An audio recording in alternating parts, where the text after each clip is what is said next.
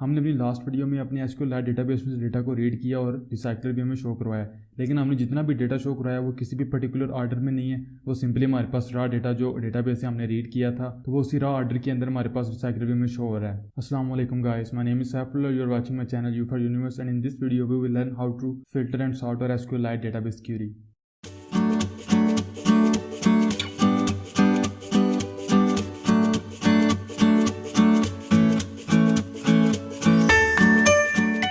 So what's up guys, welcome to your next video on android development. और इस video में हमने बेसिकली दो काम करने हैं। पहला काम तो यह है कि जो हमने डेटा लास्ट वीडियो में SQLite डेटाबेस में से रीड किया था वो हमारे पास अभी रॉ ऑर्डर के अंदर है, कोई पर्टिकुलर ऑर्डर नहीं है, तो उसको हम सॉर्ट करेंगे डिपेंडिंग अपॉन रिक्वायरमेंट्स।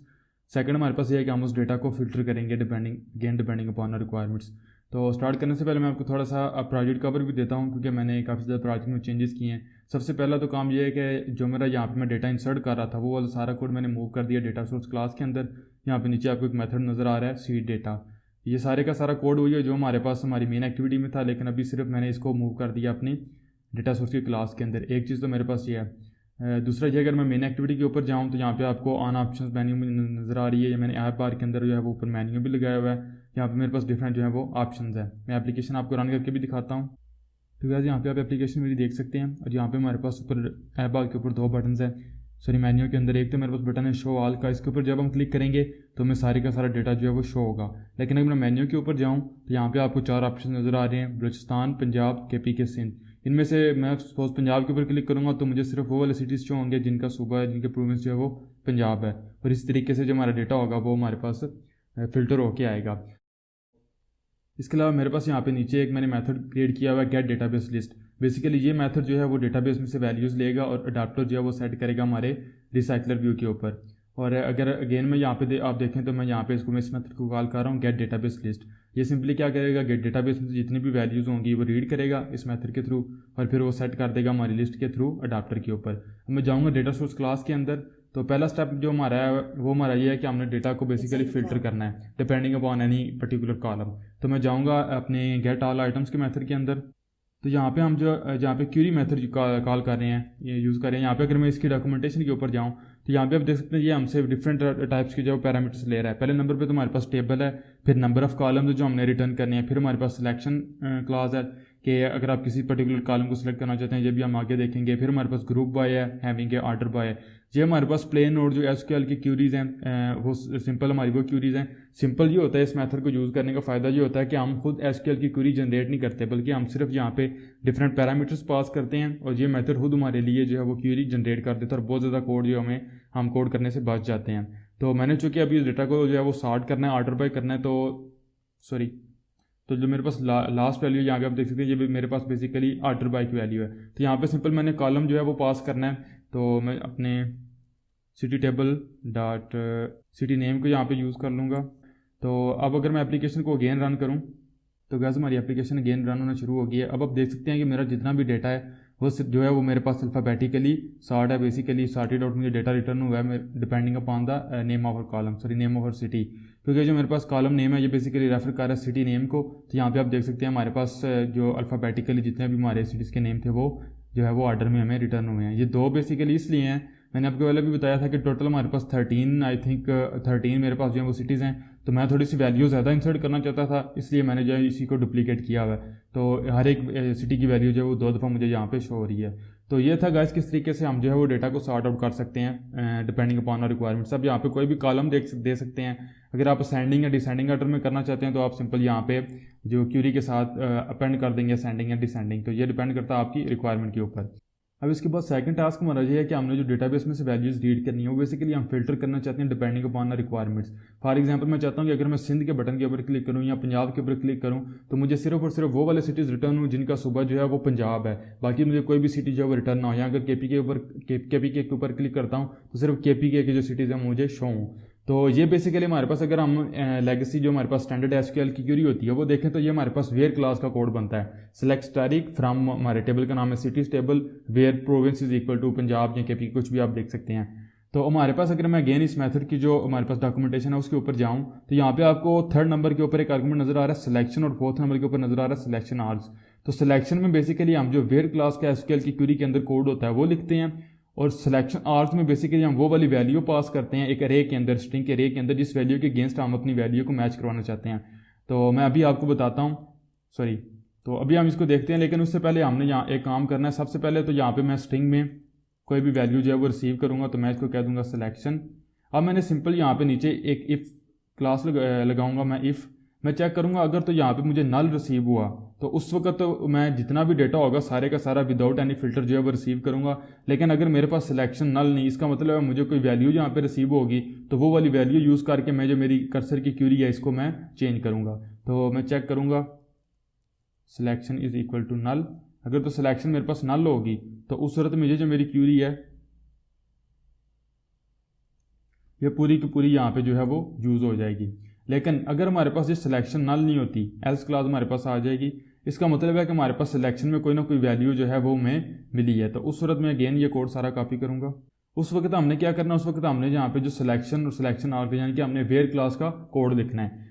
सिलेक्शन नल का मतलब है, आई होप सो आपको समझ आ चुकी होगी कि हमें कोई भी जहाँ पे जो फिल्ट्रेशन है वो हमने नहीं करनी, डेटा हमें सारे का सारा चाहिए। लेकिन अगर हम सिलेक्शन के अंदर कोई नल नहीं आता, इसका मतलब है कोई वैल्यू आई है, तो उस केस में हम ये वाली वैल्यू जो है वो हम यहाँ पे यूज़ करेंगे। तो यहाँ पे सिलेक्शन में बेसिकली हम वेयर क्लास का कोड जो है लिखेंगे। तो सबसे पहले तो मैं लिखूंगा यहाँ पे मैंने कौन सा कॉलम है जिसके अगेंस्ट वेयर क्लास जो है वो मैंने लगानी है। तो सिंपल यहाँ पे मेरे पास आ जाएगा city table dot column province आ जाएगा। इसके साथ ही मैं कंकैटिनेट करूँगा इक्वल और फिर आगे मैं प्लेस होल्डर यानी कि क्वेश्चन मार्क। अब प्लेस होल्डर मैंने इसलिए लगाया कि अगर स्टैंडर्ड में यहाँ पे अगर आपको बताऊं, स्टैंडर्ड हमारे पास जो एसक्यूएल की क्वेरी होगी वो ये होगी, select static from cities where, suppose कर लें हमारे कॉलम का नाम प्रोविंस है, PROV है, इक्वल्स, और हमें कोई भी जो सिलेक्शन की वैल्यू हमने यहाँ पे आएगी वो हम यहाँ पे कंकैटिनेट करेंगे। लेकिन हम चूंकि वो हम रॉ क्यूरी अभी एसक्यूएल की खुद क्रिएट नहीं कर रहे, बल्कि हम हमारा जो जितना भी क्यूरी जनरेशन का कोड है वो सारे का सारा हमारा क्यूरी मेथड जो है वो ये हैंडल कर रहा है। तो हम सिंपली जितनी भी हमारी रिक्वायरमेंट्स होती हैं डिफरेंट टाइप्स की क्यूरी में जो वैल्यू हम दे सकते हैं वो इस मेथड को एज एन आर्गुमेंट पास करते हैं।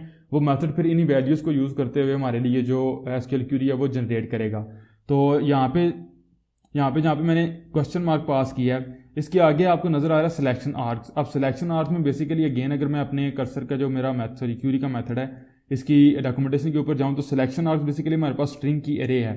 तो इसमें बेसिकली आपने वो वैल्यू पास करनी है जो जिस मेरे केस में यहाँ पे सिलेक्शन है, तो आप वो वाली वैल्यू पास करना चाहते हैं जिस वैल्यू के साथ इसको मैच करना चाहते हैं। अब यहाँ पे मैंने इक्वल लिखा है, आप equal than greater to less than कुछ भी जो भी स्टैंडर्ड एसक्यूएल की क्वेरी में हमारे पास वेयर क्लास में कोड होता है वो लिख सकते हैं। तो उस सूरत में मैं क्या यहाँ पे एक स्ट्रिंग की जो है वो अरे क्रिएट कर लूँगा, सिलेक्ट कह दूंगा और इसकी जो वैल्यू होगी वो बेसिकली मेरे पास सिलेक्शन होगी। तो मैं इस जो सिलेक्ट मेरे पास जो मेरी अरे है इसको मैं यहाँ पे पास कर दूंगा। अब रन टाइम के ऊपर होगा क्या कि ये जो मेरा क्वेश्चन मार्क है ये बेसिकली रिप्लेस हो जाएगा मेरी सिलेक्शन वैल्यू से। अगर मैं यहाँ पे मल्टीपल क्वेश्चन मार्क देता हूँ और यहाँ पे मेरे पास मल्टीपल वैल्यूज होती हैं तो पहली वैल्यू रिप्लेस करेगी पहले क्वेश्चन मार्क को, इसको हम प्लेस होल्डर कहते हैं प्रोग्रामिंग की लैंग्वेज में। सेकंड जो मेरे पास वैल्यू होगी वो सेकंड क्वेश्चन मार्क को या सेकंड प्लेस होल्डर को रिप्लेस करेगी। तो आई होप सो आपको समझ आ चुकी होगी। इसके आगे आपके पास ग्रुप बाय क्लास है, हैविंग क्लास है, इनको भी अगर आप यूज़ करना चाहें तो आप यूज़ कर सकते हैं। लेकिन राइट टू हम इस वीडियो में सिर्फ जो है वो सिलेक्शन के साथ काम करेंगे। अब चूंकि मेरा जो कर्सर ऑब्जेक्ट है मुझे इसको इनिशियलाइजेशन और डिक्लेरेशन अलग करनी पड़ेगी ताकि ये मेरे पूरे मेथड के लिए जो है वो विजिबल हो जाए। तो यहाँ पे जो है मैं इसको रिमूव कर दूंगा। तो ये मेरा एक ही जो क्यूरी है वो क्रिएट होगी। And one important thing is you should always use this place holder. और इसकी रीज़न ये है कि प्लेस होल्डर की वजह से हमारा जो कोड होता है, हमारी जो क्यूरी होती है एसक्यूएल की, वो एसक्यूएल इंजेक्शन इम्यून हो जाती है। यानी कि हम उसके ऊपर जो है वो एसक्यूएल इंजेक्शन लग सकता है। एसक्यूएल इंजेक्शन क्या होता है? एसक्यूएल इंजेक्शन इन शॉर्ट मैं आपको बता देता हूँ। वो ये होता है कि सपोज करें आप ये क्यूरी है, ये सिलेक्शन की जो वैल्यू है ये किसी टेक्स्ट एडिट टेक्स्ट से ले रहे हैं, तो पॉसिबल है कि आपका यूज़र जो है वो आपकी एडिट टेक्स्ट में जो वैल्यू लिखे वो सिर्फ सिलेक्शन ना लिखे बल्कि वो इस तरीके से लिख दे सिलेक्शन। तो अब क्या होगा, आप तो इस पूरी की पूरी स्ट्रिंग को एज अ सिलेक्शन आर्गुमेंट जो है वो पास करेंगे। तो इस केस में होगा क्या कि जब सेमीकोलन के बाद आपको पता है एसक्यूएल की कमांड जो है वो टर्मिनेट हो जाती है। तो सिलेक्शन से पहले एसक्यूएल तक टर्मिनेट से पहले तक की कमांड जो वो एग्जीक्यूट होगी, उसके बाद डिलीट डेटाबेस की जो कमांड है ये एग्जीक्यूट हो जाएगी। अब आपके नज़दीक यही है कि आपने स्ट्रेट फॉरवर्ड जो है वो वैल्यू पास किया, लेकिन ये यहाँ पे बेसिकली एसक्यूएल इंजेक्शन हो रहा है। यानी कि आपकी जो एसक्यूएल की क्यूरी है उसमें जो है वो इंजेक्शन किया जा रहा है थर्ड पार्टी किसी भी डेवलपर की तरह। डेवलपर हो सकता है जो आपका यूज़र है या कोई भी बंदा जो है वो हो सकता है, यानी कि हैकर वगैरह हो सकता है। इन शॉर्ट मैंने आपको कंसेप्ट दिया है एसक्यूएल इंजेक्शन क्या होता है, और इस चीज़ से बचने के लिए हमारे पास प्लेस होल्डर होता है। अब चूंकि जब क्यूरी जाएगी वेयर क्लास की, तो उसमें यहाँ पे कोई भी वैल्यू नहीं होगी, सिंपल प्लेस होल्डर होगा। और ये प्लेस होल्डर जो है वो इस मेथड को पता है कि जब मैंने क्यूरी जनरेट करनी है तो ये प्लेस होल्डर है, कोई वैल्यू नहीं है, बल्कि इसको मैंने रिप्लेस करना है उस वैल्यू के साथ जो मुझे यहाँ पे मिल रही है। तो इसलिए इस चीज़ को लाजमी आपने जो है वो अपने ज़हन में रखना है। अगेन आपको बताता हूँ, सिलेक्शन में अगर हमें नल मिला तो सारे के सारा हम जो है वो डेटा को रीड करेंगे। अगर सिलेक्शन में कोई वैल्यू मिली तो हम वेयर क्लास के ऊपर वो वाली कंडीशन लगा के सिर्फ स्पेसिफिक जो डेटा होगा वो फिल्टर होकर हमें रिटर्न होगा। अब ये मेथड तो यहाँ पे तुम्हारा कोड पूरा हो गया। मैं अगर जाऊँ मेन एक्टिविटी के ऊपर, अब जब मैं मेन एक्टिविटी के ऊपर आता हूँ तो मेन एक्टिविटी बेसिकली मेरा गेट डेटाबेस लिस्ट का मेथड यूज़ कर रही है डेटाबेस सोर्स क्लास में से डेटा को रीड करने के लिए। तो कोई भी जब मैं सिलेक्शन के लिए कोई भी पैरामीटर पास करना चाहता हूँ तो वो मैं पहले इस मेथड को पास करूँगा। तो अगेन यहाँ पे भी मेरे पास PROV में मेरी वो सिलेक्शन जो भी वैल्यू होगी वो मिल जाएगी। तो अब अगर मैं क्लिक करता हूँ F2 के ऊपर तो मैं चला जाता हूँ अपने कोड के अंदर, पहले एरर के ऊपर। यहाँ पे आप देख सकते हैं, ये जो मेरा मेथड है गेट ऑल आइटम्स, ये बेसिकली यहाँ पे हमने चेंज कर दिया है, जो मुझसे एक्सपेक्ट कर रहा है एक स्ट्रिंग टाइप का पैरामीटर। तो इसको स्ट्रेट फॉरवर्ड में यहाँ पे ये वाली जो वैल्यू है वो पास कर दूंगा, तो ये वैल्यू एज अ पैरामीटर चली जाएगी। अब अगर मैं अगेन F2 प्रेस करूँ तो मैं चला जाता हूँ अपने नेक्स्ट एरर के ऊपर। मेन एक्टिविटी जो है वो जब भी ऑन क्रिएट कॉल होगा तो सबसे पहले तो मैं सारे का सारा डेटा शो करवाना चाहता हूँ। तो यहाँ पे मैं सिंपल जो है वो नल पास करूँगा, तो यही नल जाएगा मेरा इस मेथड को, यही नल अगेन आगे पास होगा, यही नल मुझे जो है वो यहाँ पे मिलेगा यहाँ पे। और मुझे नल जो कि मिला तो मैं पूरे का पूरा डेटा जो है वो रीड करूँगा और नीचे मैं यहाँ पे वो रिटर्न कर दूंगा एक लिस्ट को, सॉरी लिस्ट फॉर्म में जो है वो नीचे यहाँ पे मैं रिटर्न कर दूंगा। अगेन मेन एक्टिविटी के ऊपर आता हूँ, प्रेस करता हूँ F2 को, चला जाऊँगा नेक्स्ट एरर के ऊपर। अब मेरे ये जो मेन्यू आइटम्स हैं ये भी बेसिकली मेरा गेट डेटाबेस लिस्ट का जो मेथड है इसको यूज़ कर रहे हैं। तो अब यहाँ पे जो मेरा आइटम है शो ऑल का, इस दफ़ा इसके ऊपर मैं क्लिक करता हूँ तो मैंने सारे आइटम्स जो हैं वो रिटर्न करने हैं, देखने हैं, तो सिंपल नल पास करूँगा। अब बलोचिस्तान के केस में मैंने सिर्फ और सिर्फ बलोचिस्तान के सूबे वाले जो सिटीज़ हैं वो देखने हैं, तो इसके लिए मुझे यहाँ पे वैल्यू लिखनी पड़ेगी। आई होप सो मेरे स्पेलिंग ठीक है। बलोचिस्तान KPK के केस में अगेन मुझे टाइप करना पड़ेगा KPK। पंजाब के केस में पंजाब आ जाएगा हमारे पास, और सिंध के केस में हमारे पास सिंध आ जाएगा। अब होगा क्या कि जब भी मैं इनमें से किसी भी डेटा आइटम के मेन्यू आइटम के ऊपर क्लिक करता हूँ, सपोज करें मैं KPK के ऊपर क्लिक करता हूँ, तो ये वाला जो मेरा मेथड है वो कॉल होगा with KPK as an argument. तो अगर मैं इस मेथड के ऊपर जाऊँगा तो यहाँ पे मुझे KPK मिलेगा, यही KPK मेरा चला जाएगा यहाँ पे इस मेथड को जो मेरे पास यहाँ पे है। सिलेक्शन के अंदर KPK आएगा, तो अब चूंकि सिलेक्शन नल नहीं है तो मेरा ये वाला कोड एग्जीक्यूट होगा, तो कॉलम प्रूवेंस की वैल्यू जो है वो रिप्लेस हो जाएगी सिलेक्ट यानी कि KPK की वैल्यू से। आई होप सो आपको समझ आ चुकी होगी। तो इसको रन करते हैं गाइज। अगर मैं अपना एम्पलीफायर ओपन करूँ तो यहाँ पे आप देख सकते हैं हमारी एप्लीकेशन रन हो रही है। तो सबसे पहले होती है कि हमारा डेटा गेन जो है वो स्टार्टेड फॉर्म में रिटर्न हुआ है। अगर मैं क्लिक जाता हूँ अपने मेन्यू के ऊपर और क्लिक करता हूँ पंजाब के ऊपर, तो आपने देखा मेरा जितना भी डेटा था वो बेसिकली फिल्टर हो चुका है और मुझे वो वाली सिटीज़ रिटर्न हो रही हैं जिनका सूबा जो पंजाब है। अगर मैं क्लिक करता हूँ सिंध के ऊपर तो सिर्फ मुझे हैदराबाद और कराची रिटर्न हो रहे हैं, क्योंकि सिंध के सूबे के मेरे पास सिर्फ 2 ही सिटीज़ थे। अगेन मैं क्लिक करता हूँ KPK के ऊपर तो KPK का एक ही सिटी है पेशावर, वो रिटर्न हो रहा है। और अगर मैं क्लिक करता हूँ बलोचिस्तान के ऊपर तो मुझे कोयटा रिटर्न हो रहा है। अगेन क्लिक करता हूँ शो ऑल के ऊपर तो मुझे सारा जितने भी मेरे सिटीज़ थे वो सारे के सारे यहाँ पे रिटर्न हो रहे हैं। तो अगेन अगर क्लिक करूँगा पंजाब के ऊपर तो मुझे जो है वो सिर्फ पंजाब के सिटीज़ जो है वो रिटर्न होंगे।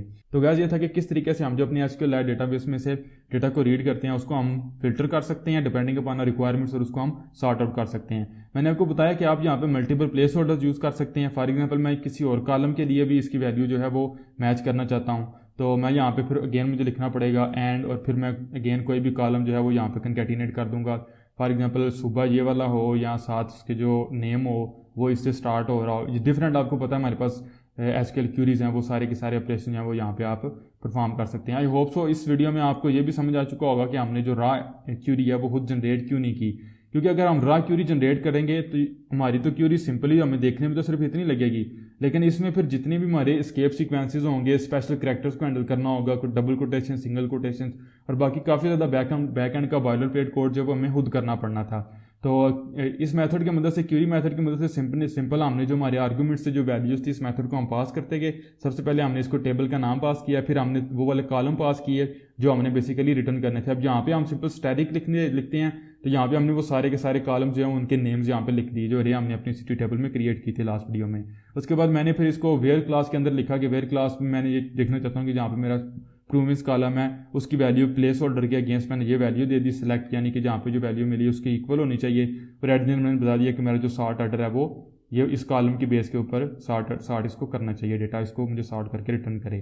तो ये सॉर्ट ऑर्डर है हमारे पास। तो गाइस आई होप सो आपको क्लियर हो चुका होगा कि किस तरीके से आप जो SQL लाइव डेटाबेस में से डेटा को रीड करते हैं, उसको आप सॉर्ट कर सकते हैं depending upon your requirements, and उसको आप फिल्टर कर सकते हैं again depending upon your application requirement. So if you have any question, you can ask me in the comments, and if you are new to my channel, please subscribe to my channel, and if you like this video, give it a thumbs up, and thanks for watching. See you guys in the next video.